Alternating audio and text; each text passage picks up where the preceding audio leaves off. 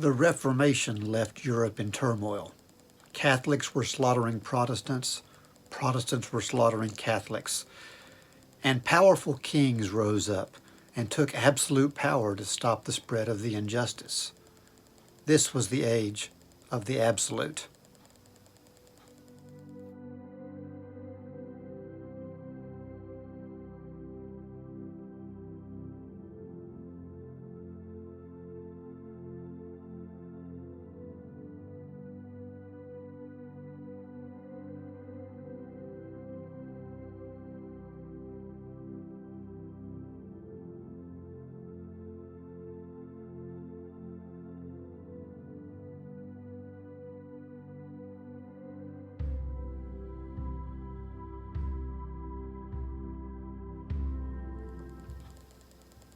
An absolute monarch is a king or queen that believes that their will is the will of God, that they rule their nation with an iron fist, with the power granted them by God. These are people that believe they have a divine right to lead. To argue with the king or the queen is to argue with God.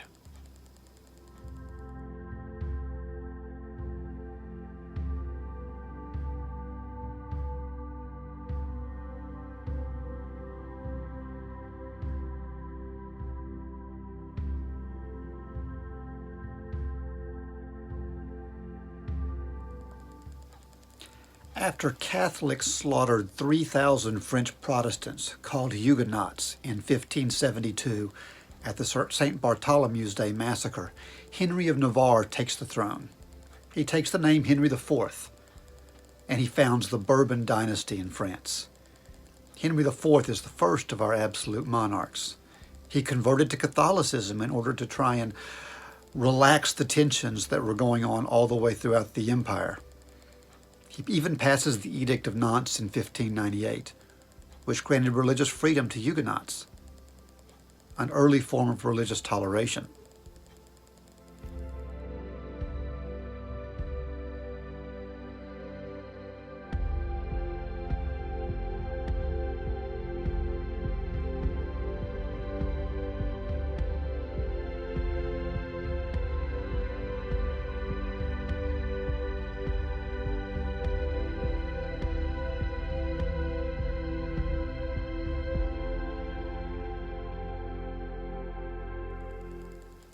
Henry Navarre is going to be assassinated by his political enemies, raising to the throne one young Louis XIII. Louis XIII was only 9 years old when he came to the throne. He was a weak king. He was controlled by his ministers, particularly a gentleman by the name of Cardinal Richelieu. Cardinal Richelieu was the de facto ruler of France. He acted like an absolute monarch, and he spoke for the church. God and the crown together could be scary.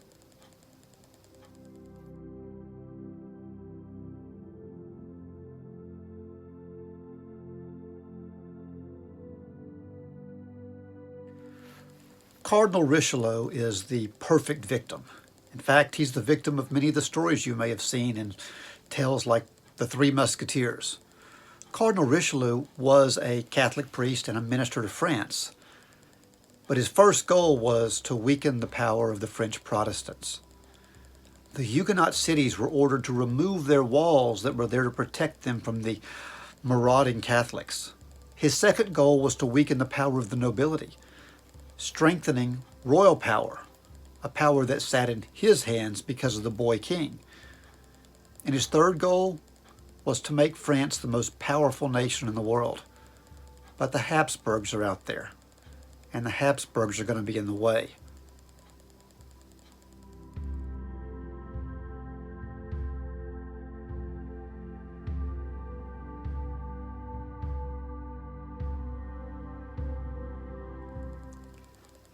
Louis XIV comes to the throne of France at the age of 5 years old, in the midst of the 30 Years' War between Bourbon France and Habsburg Holy Roman Empire. He's going to appoint as his chief minister a man named Cardinal Mazarin.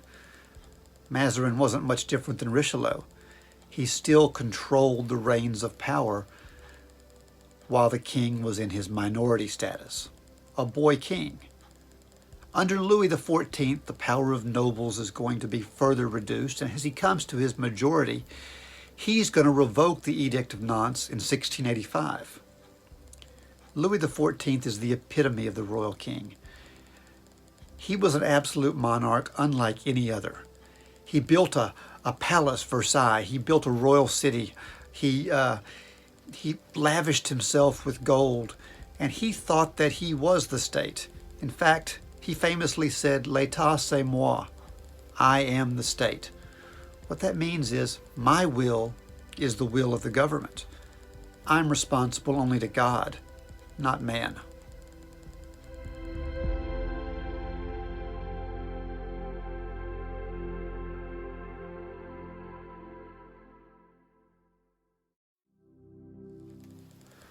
Louis XIV's palace was the most elaborate palace ever built. It was really a small royal city. The palace itself was 500 yards long. It cost over $2 billion in modern money to build, with 36,000 laborers, 6,000 horses, and it had 15,000 acres worth of gardens, lawns, and woods. This was a home fit for an absolute monarch.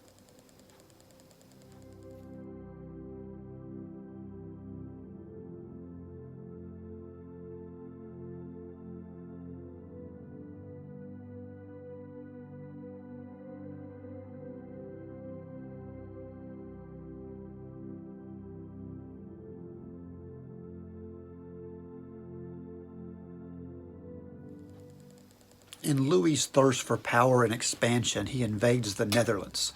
In 1667, he managed to capture a few small towns, but the city-states around the area and some few minor countries united together and managed to push France back out, preventing France from becoming this global power that the Sun King Louis XIV believed was destiny.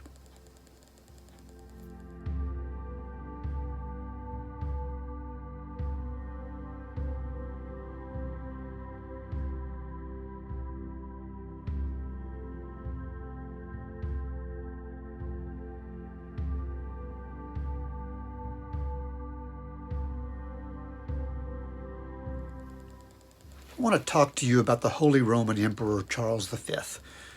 Charles V was not only the emperor of the Holy Roman Empire, he was the king of Spain. He was King Charles I in Spain, and he was the heir to 3 separate dynasties. Charles V was a Habsburg, he was Burgundian, and he was the grandson of Ferdinand and Isabella of Spain. This was the man that a lot of people thought could unite Europe into one giant kingdom.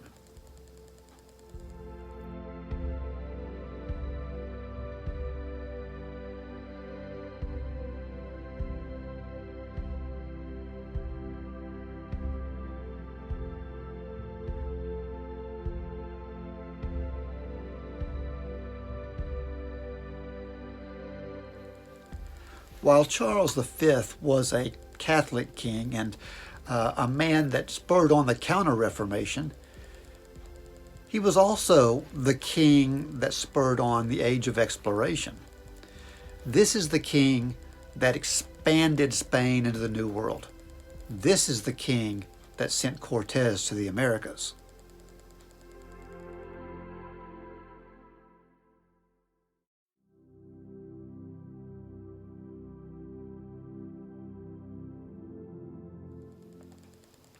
King Charles V does something that surprises everybody. In 1556, he voluntarily abdicates the throne. He retires to a monastery and leaves a Europe divided. This man who straddled the empires of both the Holy Roman Empire and Spain now says the empire is too big for one man to control.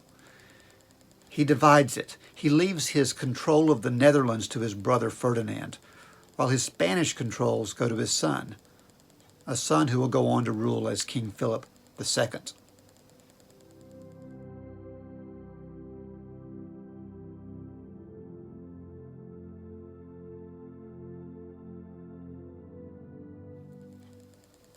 King Philip II is also an absolute monarch, the absolute monarch of Spain. And he marries the perfect wife. He marries Princess Mary, daughter of Henry VIII, the future Queen of England, the queen that goes on to be known as Bloody Mary. Philip is a Catholic monarch, a proud Catholic, and his marriage to Mary, another proud Catholic, seems to be a marriage more of convenience than of love. Mary is dying of cancer. Mary is on her deathbed. And before she even breathes her last breath, Philip proposes to Mary's half-sister, Princess Elizabeth, the same Elizabeth that goes on to become Queen Elizabeth. When Elizabeth refuses to marry Philip, thereby increasing his domain or giving him control over Spain and keeping control of England, Philip decides to invade from Spain across the English Channel into England. The fated Spanish Armada trip is not going to go well for Philip. Terrible storms hit, and the Spanish Armada is swept out to sea. More ships are killed by the thunder and the lightning and the storms than by the English sea dogs. England is saved from a Catholic invasion, and Queen Elizabeth is going to claim that a Protestant wind saved her from the Catholic Prince of Spain.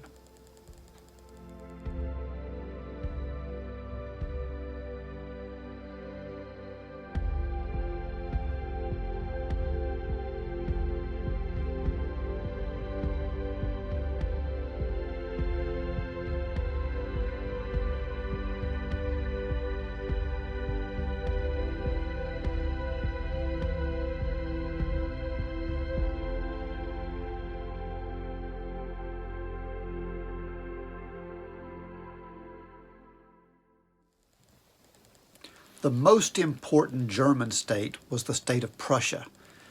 Prussia was still part of the Holy Roman Empire, but it's going to be led by a family called the Hohenzollerns. The Hohenzollerns are going to dominate Prussia from 1640 all the way up until 1768 through a string of 4 leaders: Frederick William, the Great Elector, Frederick I, Frederick William I, and finally Frederick II, known as Frederick the Great. All absolute monarchs, all built major military powers in the midst of Central Europe.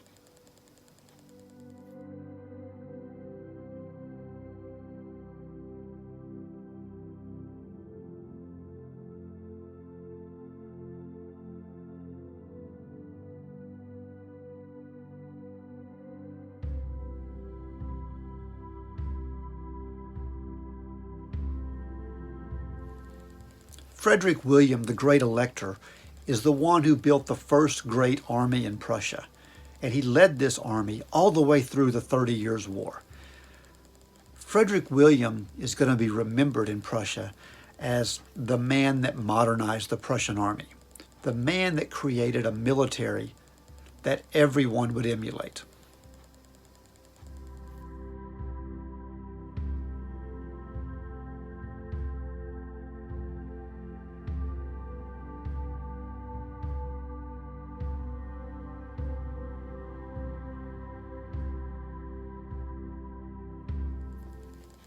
Frederick I was the first person to really be called King of Prussia. He was the prince that broke away from the Holy Roman Empire. And he tried to imitate Louis XIV's lavish lifestyle. Frederick I kind of toned down the army. He used it more as play toys and ceremonial staging areas than invasion forces. But he did strengthen Prussia economically.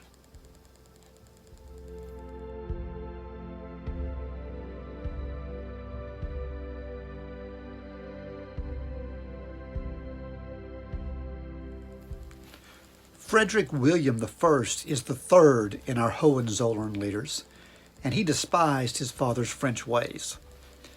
He got rid of the luxury that his father had surrounded himself with, and instead returned to his grandfather's more militant ways. This was a fighting man. This was a man who had grown up as a member of the military. He doubled the size of the Prussian army and even established an army of Prussian giants, as he would have called it. His regiment of giants were all men between 6 and 8 feet tall. These men would strike fear in people when they marched out. Sometimes they wouldn't even have to fight.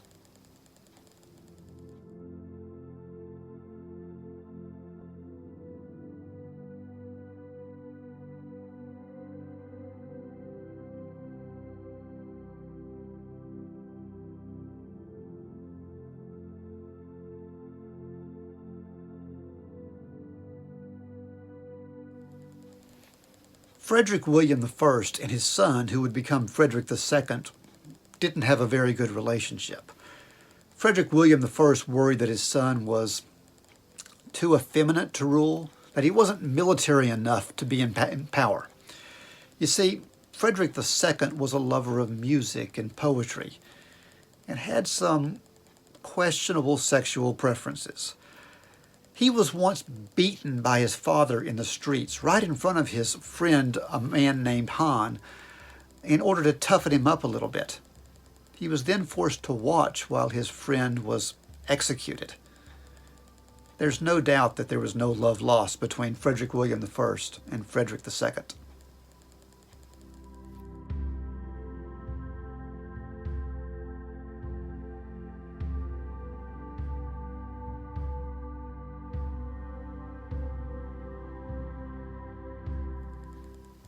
Whatever Frederick William I did, it seemed to work. Because when Frederick II comes to power, he does turn out to be an adequate military leader, an above-average military leader. He fights the War of the Austrian Succession against Empress Maria Theresa. Maria Theresa was the queen of Austria and Bohemia. But by this point, Frederick II has set his eyes on a place called Silesia. Silesia is rich in natural resources. Austria loses the war and cedes Silesia to Prussia and Frederick II.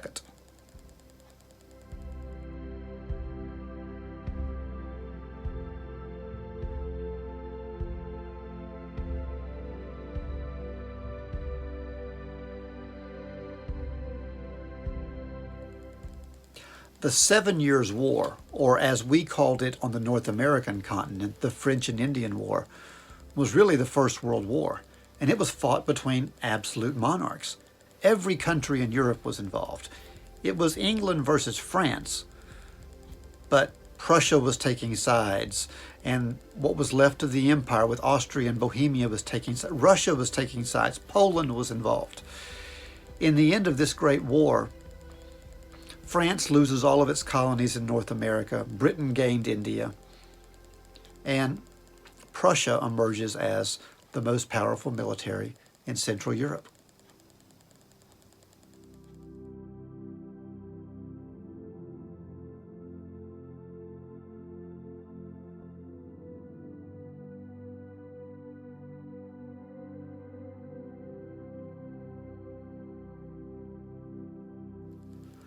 Russia enters the age of absolutism in a kind of strange way. The Romanov family had been ruling Russia for generations. But with the death of the Tsar, it raises the two young boys, Peter and Ivan V, up to be co-czars of Russia. But they're young and they have an older sister, Sophia. We call this time period the Regentry because Sophia was ruling in the stead of her two younger brothers.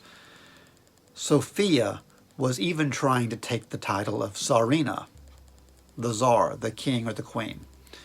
Ultimately, in 1689, Ivan and Peter got together and they decided they wanted to rule. They wanted to overthrow their sister.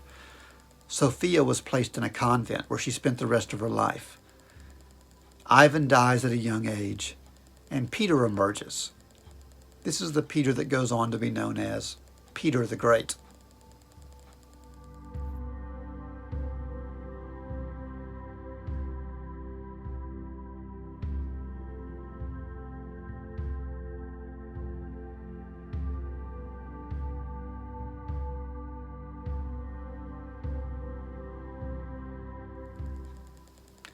Peter the Great was the first great reformer in Russian history.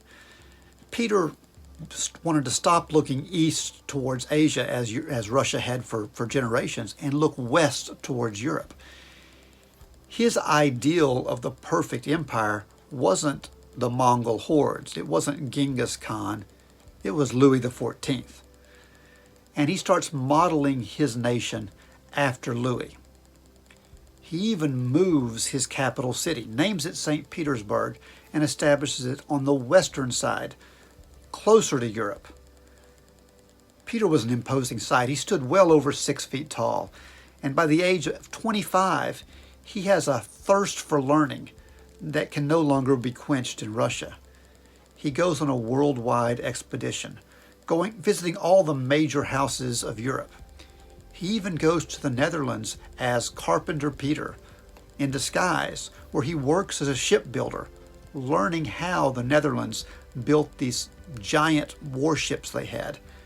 He brings that knowledge back to Russia, and Russia emerges as a naval power because of Peter's experimentation.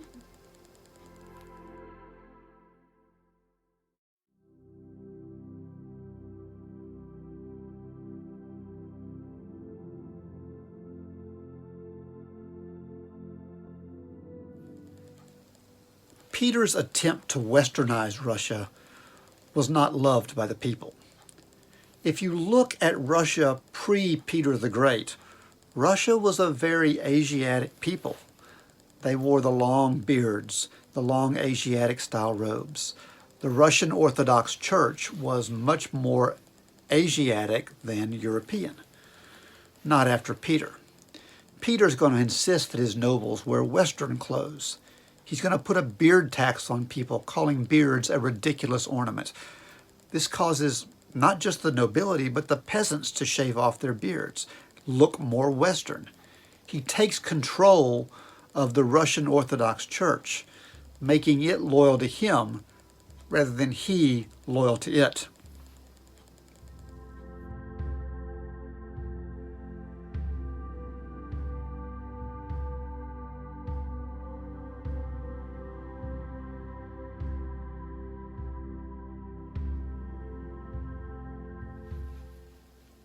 Upon the death of Tsar Peter the Great, Catherine is going to emerge as the new ruler. Catherine was a strange choice. She wasn't even Russian. She was born in Germany, but she had married into the Russian royal family and inherited the throne of Tsarina, a title that she took when a lot of people weren't so crazy about it. You see, she had married a man named Peter III. Peter III was a weak leader, and Peter III was murdered, quite mysteriously, quite questionably. Many people suspect that Catherine might have had Peter III murdered. She proves to be a ruthless and strong leader and earns the title of Catherine the Great. Under Catherine, Russia is going to gain land on the Baltic Sea. They're also going to be the people that partition Poland. Poland, a once great and powerful country, is broken up and divided between Russia, Prussia, and Austria. Catherine will be remembered as a truly great and powerful Tsar.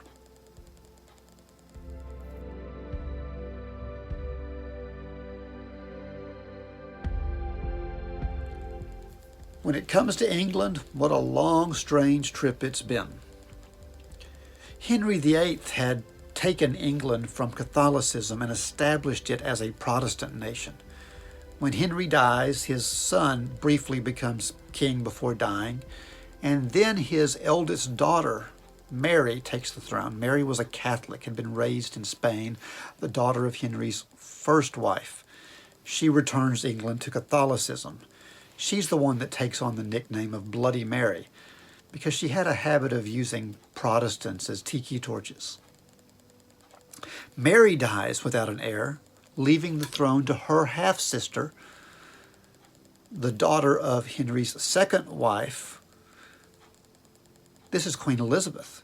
Queen Elizabeth is a Protestant like her father and returns England to the warm, welcoming arms of Protestantism. Queen Elizabeth never marries. She's known as Elizabeth, the Virgin Queen, or Elizabeth of good memory. And in 1603, when Elizabeth dies, she has no heir. So what do? Her nearest relative is a man named James Stuart. James Stuart is the son of Elizabeth's arch rival, Mary, Queen of Scots. Elizabeth and Mary had fought wars against each other, even put assassination hits on each other over who the legitimate heir to the throne of England was. And now James is going to inherit the throne of England. James Stuart was already King of Scotland. Now he's King of England. Under King James, we get a united kingdom.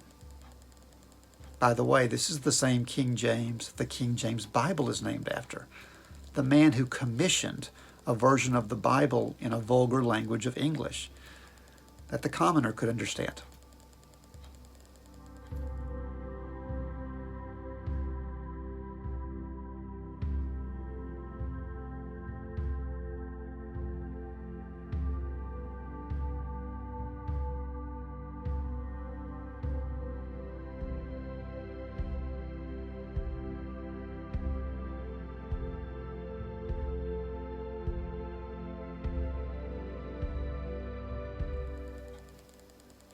England does not have a history of having absolute monarchs.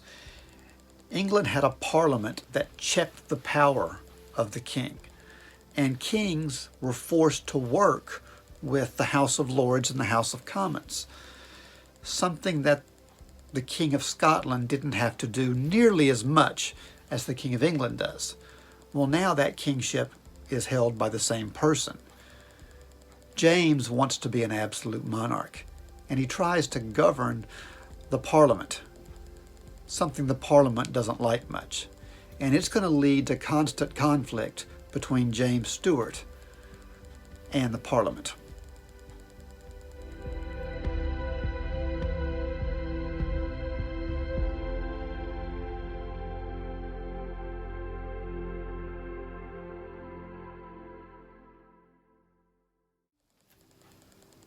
Upon the death of James Stuart, his son Charles emerges as King Charles I, and like his father, he's an absolute monarch. He argues with Parliament constantly over money. He even threatens that if he doesn't get the money, he would dissolve Parliament. See, Parliament has the power to tax in England, but the king has the power to call and dissolve Parliament. And the threat was he would dissolve Parliament and then not recall it. Ultimately, Parliament is going to force him to sign what's called the Petition of Right. This limited the power of the king. The king could no longer imprison his subjects without just cause. The king could no longer levy taxes without the consent of Parliament. He couldn't house soldiers in private homes, and he would never impose martial law in time of peace. All these promises were made in the Petition of Right, promises that Charles I ignored. Parliament is going to continue to fight with Charles until ultimately Charles is going to be forced to follow through with his goal. He promised he would dissolve Parliament, and he does. He sends the Parliament home. Parliament ignores Charles's will, and in fact declares Charles I an enemy of the state. Parliament puts Charles on trial, and Oliver Cromwell, as the leader of the Roundheads in Parliament, determines that Charles I is guilty of treason against his government. The king is arrested. The king is executed. We don't have a king in England anymore.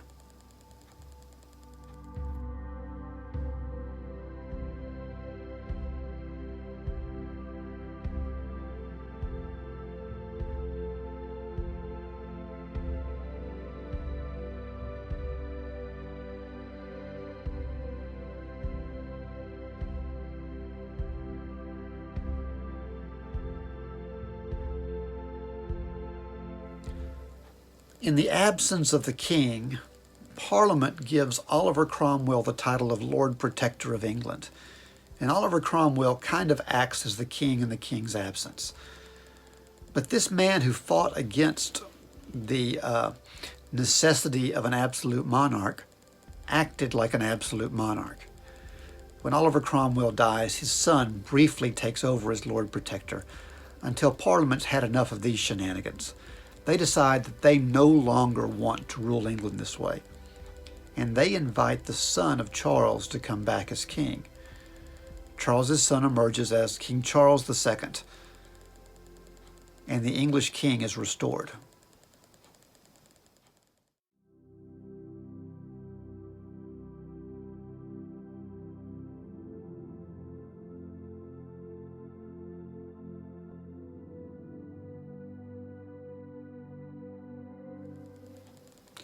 Under Charles II, the power of the king is further limited. Parliament passes the writ of habeas corpus at this time. Habeas corpus is a Latin term that literally means you must have a body.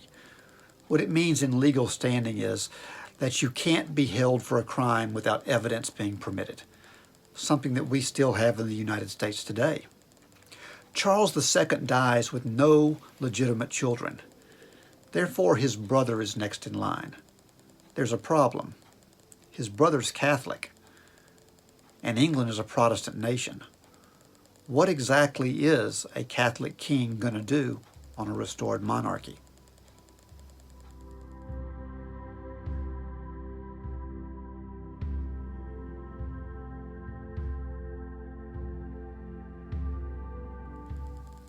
James II flaunts his Catholicism openly, infuriating the Protestants. He even appoints Catholics to a high office. As a result, we're going to have another English Civil War. Parliament invites James's eldest daughter, a lady named Mary, to come back to England. Mary had married William of Orange. And Parliament says, if you'll come back, we'll name you co-regents. You'll be King William and Mary. This is called the Glorious Revolution, and James II flees England without firing a shot, turning over the throne in a bloodless revolution.